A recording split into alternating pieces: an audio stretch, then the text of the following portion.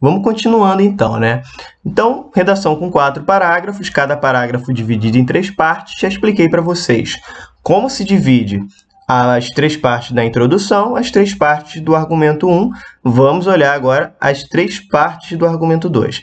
Você vai perceber como que há um fio condutor e todas as referências que são levantadas, elas não se perdem no texto. Isso é que cria a sensação de que o texto está muito bem estruturado, muito bem coeso. É técnica, não é inspiração.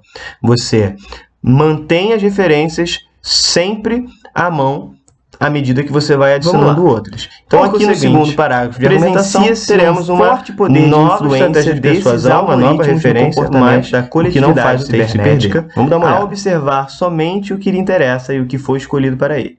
O indivíduo tende a continuar consumindo as mesmas coisas e fechar os olhos para a diversidade de opções disponíveis. Veja bem, até aqui ele apresentou o tópico frasal, o segundo argumento, que ele adiantou na terceira parte da introdução. Espero que não esteja ficando muito confuso, mas a capacidade de intercalar essas partes é que vai fazer do seu texto um texto realmente definitivo. Agora ele vai para o desenvolvimento e ele traz uma nova referência para desenvolver, que é um exemplo, né? Ele traz um exemplo específico.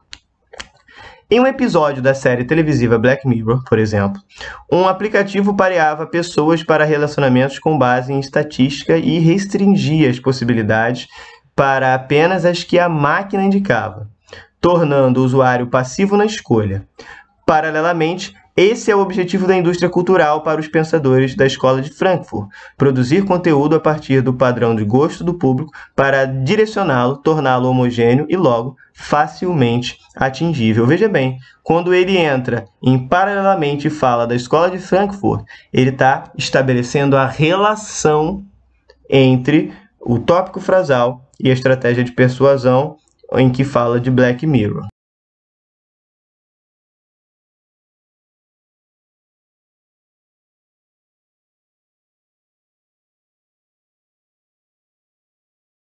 Ué, mas então ele pode fazer uma outra referência além da que ele já fez? Claro que sim. Não há limite de referências por parágrafo. A questão é, há um limite de partes. São partes que compõem o parágrafo. E ele aproveita uma nova referência à Escola de Frankfurt para estabelecer essa ligação entre o que ele trouxe de exemplo no Black Mirror com o que ele já falava no tópico frasal. Ok? E aí ele prepara para o final, com essa terceira partezinha, em que ele diz que com isso, né, os objetivos serão facilmente atingidos, ele já está direcionando aí para o que é a sua tese efetiva, de que, de fato, essa manipulação por meio de algoritmos leva a um direcionamento da opinião e do pensamento dos indivíduos. Na quarta parte, a gente tem aí a conclusão. Não muda a regra, você tem novamente um parágrafo dividido em 3. Só que agora você vai ter, no caso da redação Enem, a proposta de intervenção, você vai ter o reforço da tese, ou a própria tese, quando você ainda não deixou ela muito clara, e o desfecho. O desfecho é a última partezinha que encerra o seu texto. Tá? Eu aconselho que você faça o seguinte, que você comece retomando a tese, brevemente, como a primeira parte. Depois você apresente a proposta de intervenção, para você ter espaço para uma boa proposta. E por último, deixe um espacinho lá para o desfecho e lembre-se, no desfecho, retoma a referência da apresentação. Você terminar o texto retomando a referência que você usou para começar e assim o texto é concluído. Vai certamente encantar o seu corretor, que vai fazer te dar uma grande nota. Vamos dar uma olhada na conclusão dessa redação que a gente está analisando. Para a conscientização da população brasileira a respeito do problema, urge que o Ministério de Educação e Cultura, o MEC, crie, por meio de verbas governamentais, campanhas publicitárias nas redes sociais que detalhem o funcionamento dos algoritmos inteligentes nessas ferramentas e advirtam os internautas do perigo da alienação, sugerindo ao interlocutor criar o hábito de buscar informações de fontes variadas e manter em mente o filtro a que ele é submetido.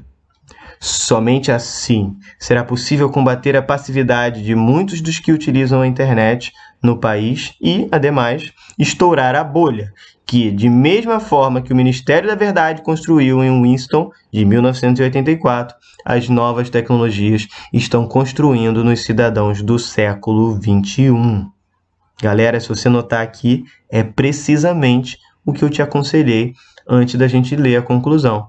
Ele traz uma primeira parte que ele enfatiza a tese de que é preciso tomar providências para amenizar o quadro de manipulação. Depois ele gasta um pedaço maior tratando da proposta efetivamente, pensando aí nos 5 elementos da proposta, e a partir de somente assim ele entra no desfecho, retomando o livro 1984.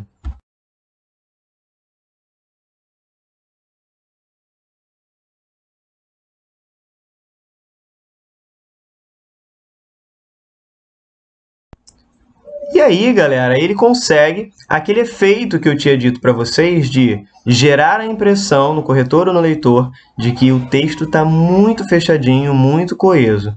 Agora, cá entre nós, o texto é impecável? Ele é o modelo ideal? Claro que não. É um texto que conseguiu organizar-se bem para criar essa impressão de que ele, tecnicamente, está muito bom. Mas a gente pode encontrar alguns problemas, como, por exemplo, ele cita a escola de Frankfurt sem demonstrar nenhuma bagagem específica. Talvez ele nem soubesse o que é a escola de Frankfurt. Ele apenas traz a referência para criar uma liga entre o Black Mirror e o exemplo e o tópico que ele tinha levantado. A gente tem o uso de 1984 com um pouquinho mais de propriedade, mas ainda assim ele faz aproximações, analogias, que nem sempre são perfeitas, nem sempre se enquadram bem.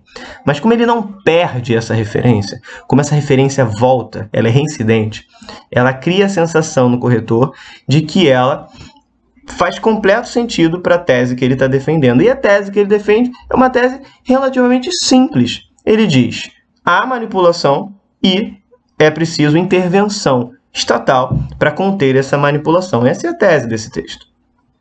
E, claro, ele argumenta nessa defesa seguindo uma estratégia que se mantém do início ao fim e dá coesão a esse texto. Tá bom, galera? Tem aí um modelo, não é o modelo ideal, não é o modelo definitivo, mas ainda assim um modelo de redação nota 1000 que vale a pena como referência. Tá bom, galera? A gente fica por aqui e a gente se vê numa próxima videoaula. Espero aí, já com uma redação muito próxima da redação nota 1000. Beijos, até lá!